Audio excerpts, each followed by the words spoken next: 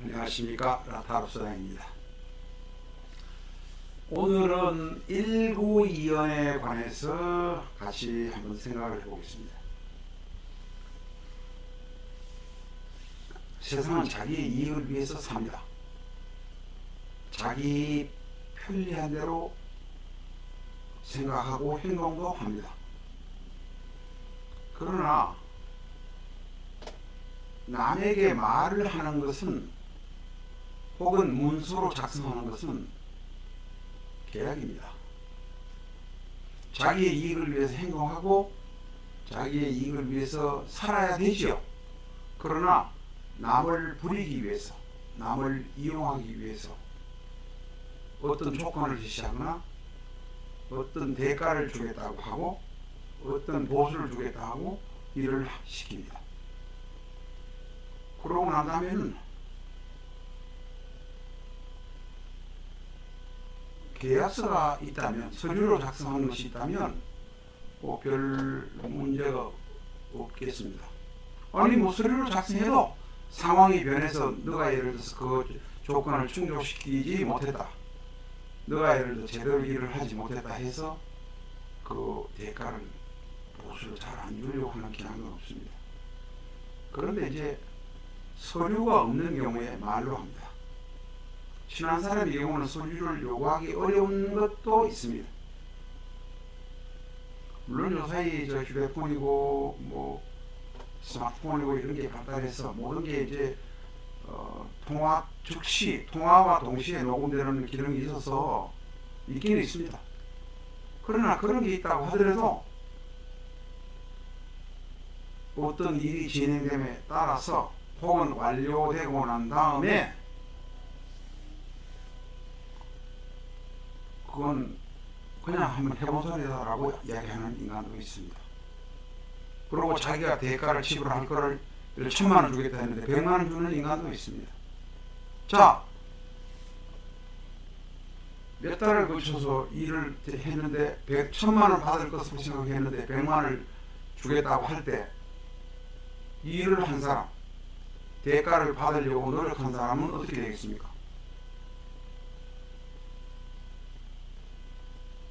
성질 급하고 도저히 안 되겠다 싶으면 칼질도 하지 않습니까? 칼질하는 게 옳다는 것은 아닙니다. 그러나 1,000만원 주겠다 했는데 100만원 줄 경우에 어떻게 됩니까?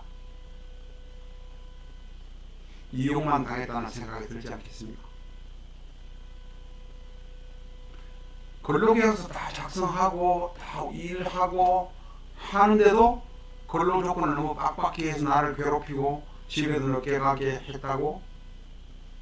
유성기업이 어디고 가니까 장장 1시간인지 얼마인지 30분 두들겨 뺐다지 않습니까? 상무로 주먹으로 때리고 팔꿈치를 치고 무릎으로 니킥을 치고 전치 12주 나왔다잖아. 전치 12주는 죽기 직전이에요. 차라리 죽었으면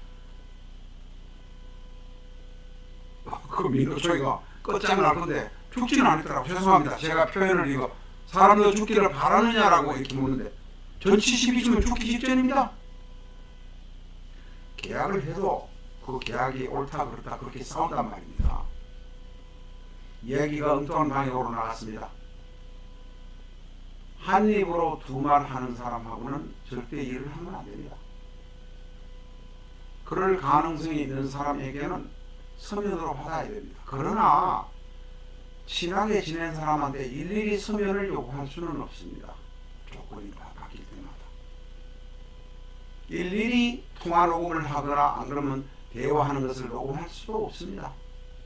그게 가능하다고 생각하십니까? 변호사들은 그런 소리 합니다. 그러나 현실은, 서민들이 살아가는 현실은 그렇지 않습니다. 전화로 오늘 건물 4층에서 5층 올라가는데 오늘 철근 공사하고 시멘트 붓는 작업하니까 일당 15만원이다 그랬는데 나중에 끝나고 난 다음에 오늘 너 일 잘못해 10만원이라고 합니다. 잘못했을 수도 있습니다. 기능이 없는 사람일 수도 있습니다. 그러나 일당 15만원에 그 일을 마쳤다면 줘야 된다는 말입니다. 그거를 너 일도 시원치 않고 회생이 10만 원인가? 분쟁이 생기지 않습니까? 분쟁이 씨앗입니다.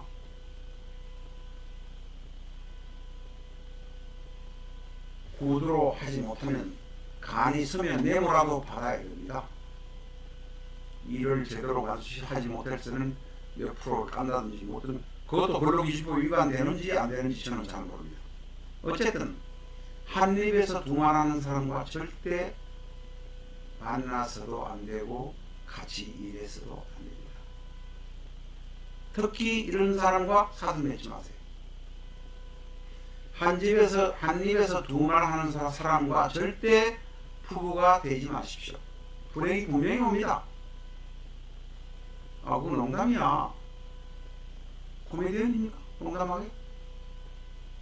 농담 한 번, 두 번 농담이지, 이야기가 잔잔한 일이라도 세 번, 네 번 말이 바뀌는 것은 일구이연입니다. 한 입에 두 말을 하는 것입니다. 사람에게는 구멍이 일구가 있는 게 아닙니다. 구멍이 9개가 있습니다. 사람에게는. 그러나 인간의 얼굴을 보고 눈을 보고 약속하는 구멍은 하나뿐입니다. 이뿐입니다. 절대 일구이연하는 사람하고는 거래를 해서는 안 됩니다. 연애를 해서도 안 됩니다. 사정변경의 원칙을 자주 들먹이는 사람과 결혼해서도 안 됩니다. 그 사람은 결혼하고 난 다음에도 사정변경 원칙을 들먹일 겁니다. 그런 사람들이 대부분 어떻게 되느냐 하면 결혼 직전에 혼수 문제, 시부모, 친정부모 모시는 문제, 경제적인 지원을 어떻게 하느냐 하는 문제 같은 것으로 분쟁이 생기고 파혼이 납니다. 결혼하기 하루 전, 이틀 전에도 그런 일이 종종 있습니다.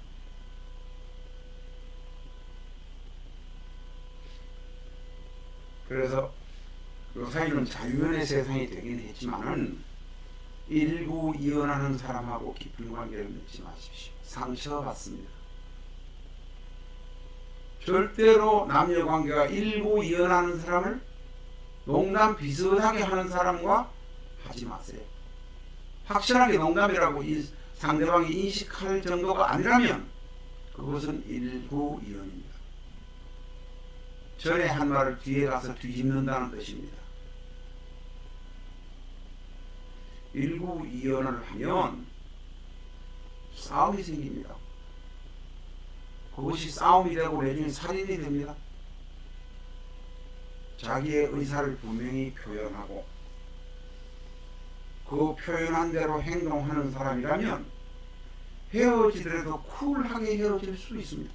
서로 조건이 안 맞아서 조금 더 세세한 걸 조건을 맞추다가 맞춰서 결혼하려고 했는데 안 맞아서 헤어지면 섭섭하지 않습니다. 쿨하게 헤어질 수 있습니다.